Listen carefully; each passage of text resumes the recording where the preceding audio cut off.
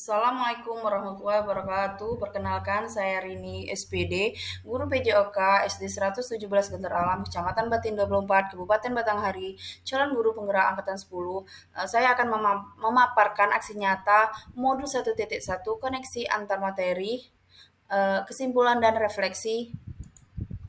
Salam guru penggerak, bergerak, bergerak, menggerakkan. Ini Ibu fasilitator saya, Ibu Nurjana SPD MPD, dan Bapak pengajar praktik, Bapak Edi Mulyono SPD.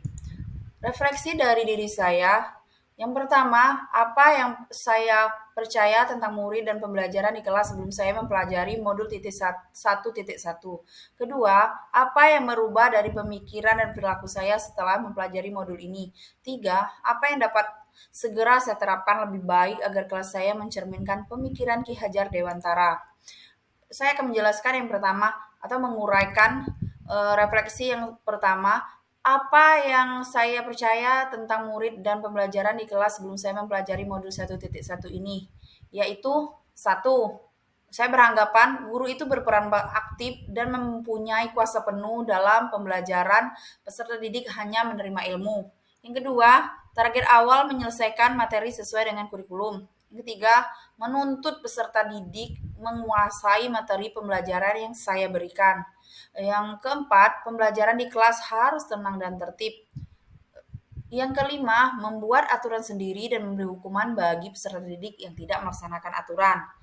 Yang terakhir, tidak perlu adanya refleksi dan perbaikan pembelajaran. Kemudian, apa yang berubah dari diri saya setelah saya mempelajari modul ini? Saya melakukan dua perubahan. Yang pertama, merubah pemikiran dibagi menjadi pembelajaran yang berpusat pada anak, menghargai setiap karakteristik belajar anak. Berikutnya, merubah perilaku. Yang pertama, saya lebih cermat melihat bakat anak dan atau menuntun sesuai kodrat. Yang kedua, memberikan kebebasan kepada anak untuk menyelesaikan setiap tugas sesuai dengan minat, bakat, dan kreativitas masing-masing. Yang terakhir, membuat pembelajaran secara menarik agar anak-anak tidak bosan. Kemudian, refleksi yang ketiga, apa yang dapat segera saya terapkan lebih baik agar kelas saya mencerminkan pemikiran Ki Hajar Dewantara.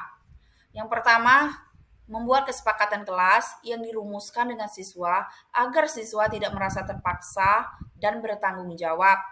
Yang kedua, menerapkan konsep merdeka belajar dan mengintegrasikan setiap pembelajaran dengan pencapaian profil pelajar Pancasila. Yang ketiga, pembelajaran yang mengharuskan aspek budi pekerti.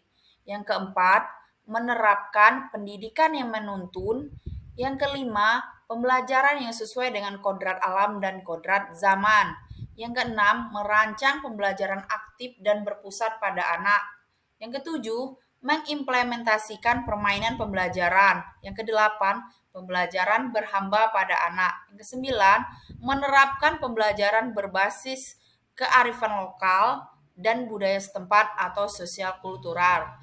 Yang terakhir, guru memberi teladan yang baik, mulai dari sikap, ucapan, dan perbuatan, seperti semboyan Ki Hajar Dewantara, yaitu Ing Ngarso Sung Tulodo, Ing Madio Mangunkarso, dan Tuturi Andayani. Kesimpulan dari modul ini atau kesimpulan filosofis pemikiran Ki Hajar Dewantara menurut saya, Ki Hajar Dewantara adalah bapak pendidikan yang memiliki pemikiran kemajuan tentang pendidikan. Menurut Ki Hajar Dewantara, pendidikan itu bertujuan untuk menuntut segala kodrat yang ada pada anak-anak agar mereka dapat mencapai kebahagiaan. Pada dasarnya, pendidikan dan pengajaran adalah sesuatu hal yang berbeda dan tidak bisa dipisahkan. Pengajar adalah bagian dari pendidikan, sedangkan pengajaran merupakan proses pendidikan dalam memberi ilmu untuk mencapai kehidupan anak menjadi lebih baik, baik itu secara lahir maupun secara batin. Ki Hajar Dewantara mengibaratkan kita sebagai pendidik itu seperti seorang petani yang memiliki tugas. Tugas dari petani hanya merawat tanamannya sesuai kebutuhan dari masing-masing tanaman itu sendiri agar bisa tumbuh menjadi subur, berbuah, dan bermanfaat bagi semua orang secara baik tanpa harus menuntun tanaman yang kita tanam menjadi tanaman yang berbeda. Di negara kita memiliki sosial kultural yang berbeda-beda, di mana norma sosial dan budaya yang sangat erat dan bisa dijadikan bahan ajar. Bahkan menurut Ki Hajar Dewantara, pendidikan berhubungan dengan kodrat alam dan kodrat zaman.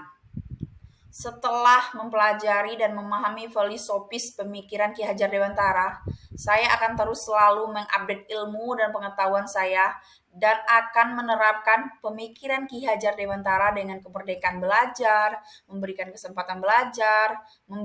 kesempatan pada diri setiap anak untuk mengeksplor diri mereka, berkembang sesuai karakter, minat, dan bakat mereka, dan yang lebih terpenting, menuntun mereka atau peserta didik untuk mencapai mimpi dan cita-citanya.